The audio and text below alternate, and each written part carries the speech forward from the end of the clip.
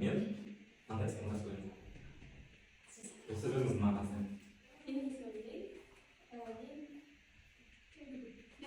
Мен осы мен кім өзіңіздің кім айтасыз? Қараңыз.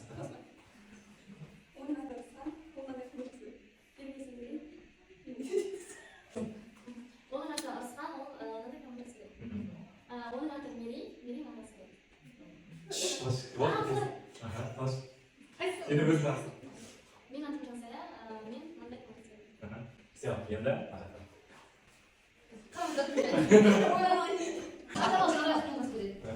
Оның аты Мери, ол мынандай қимыл жасау керек. Оның аты Жансая, ол мынандай қимыл жасау керек.